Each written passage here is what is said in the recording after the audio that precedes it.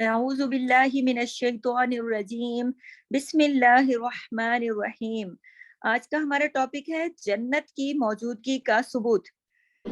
رمضان میں جنت کے دروازے کھول دیے جاتے ہیں۔ حضرت ابو ہریرہ رضی اللہ تعالیٰ عنہ سے روایت ہے کہ رسول صلی اللہ علیہ وسلم نے فرمایا، جب رمضان آتا ہے تو جنت کے دروازے کھول دیے جاتے ہیں اور جہنم کے دروازے بند کر دیے جاتے ہیں اور شیاطین زنجیروں میں جکڑ دیے جاتے ہیں۔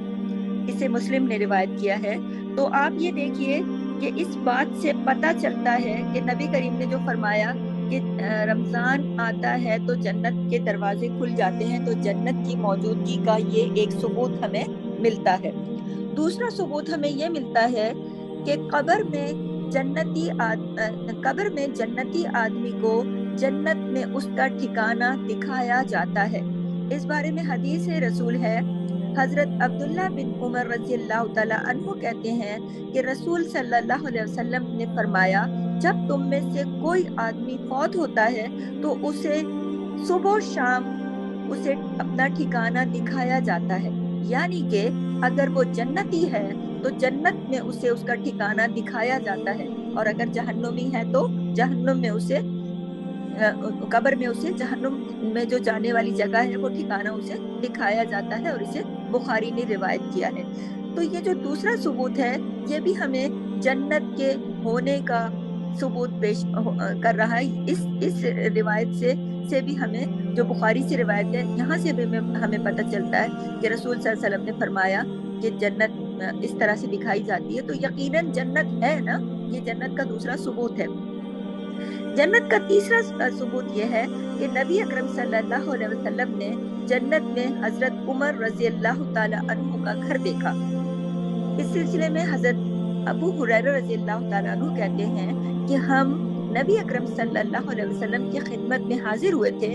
آپ صلی اللہ علیہ وسلم نے ارشاد فرمایا، میں سو رہا تھا کہ میں نے اپنے آپ کو جنت میں پایا۔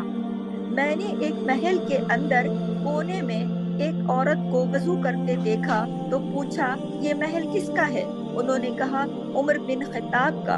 مجھے عمر کی غیرت کا خیال آیا تو میں پیٹھ پھیر کر چلا آیا۔ حضرت عمر رضی اللہ تعالیٰ عنہ سن کر رونے لگے۔ عرض کیا، یا رسول اللہ صلی اللہ علیہ وسلم، کیا میں آپ پر غیرت کروں گا؟ اسے بخاری سے نے روایت کیا ہے۔ تو اس میں دو باتیں ہیں۔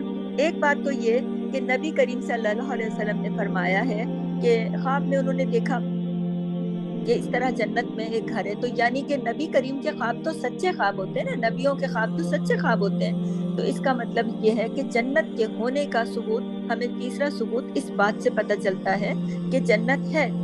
پہلی روایت سے بھی ہمیں پتہ چلا کہ جنت ہے، جبھی تو اس کے دروازے کھول دیے جاتے ہیں۔ جنت ہے تبھی تو قبر میں اس کا نظارہ کرایا جاتا ہے جنتیوں کو، اور جنت ہے تبھی تو اس کا نظارہ نبی کریم صلی اللہ علیہ وسلم کو ان کے خواب میں کروایا گیا۔ اور یہ جو نبی کریم نے فرمایا نا کہ میں سن کر پیچھے ہٹا کہ یہ عمر کا گھر ہے، یعنی کہ بہت لحاظ مروت کرتے تھے نا ہمارے نبی کہ بھئی یہ گھر ہے کسی کا۔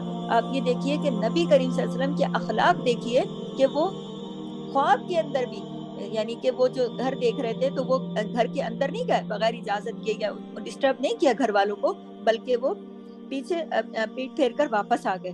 تو یعنی کہ کسی کے گھر کا یہ احترام کیا، یہ جو کہا نا کہ مطلب غیرت تھی، یعنی کہ ظاہر ہے کہ گھر والے گھر میں ہوتے ہیں تو ان کو ڈسٹرب کرنا یا ان کے گھر میں داخل ہو جانا اچھی بات نہیں ہے۔ تو یہ نبی کریم صلی اللہ علیہ وسلم کا خواب تھا، اور اس سے ایک بات ہمیں اضافہ یہ پتہ چلی کہ ہمیں دوسروں کے گھر کا بھی احترام کرنا چاہیے، اور ہمیں بلا اجازت اور اس طرح کسی گھر میں داخل بھی نہیں ہو جانا چاہیے، ایک۔ اور دوسرا یہ کہ ہمیں اس بات کا یقین ہوا کہ نبی کریم صلی اللہ علیہ وسلم نے خواب دیکھا ہے تو سچا خواب ہے۔ ان تینوں حدیث کی روشنی میں ہمیں پتہ چلتا ہے کہ جنت موجود ہے، اور یہ جنت کے واضح ثبوت ہیں۔ سبحانک اللہم و بحمدک، نشہد ان لا الہ الا انت، نستغفرک و نتوب الیک۔ السلام علیکم و رحمۃ اللہ وبرکاتہ۔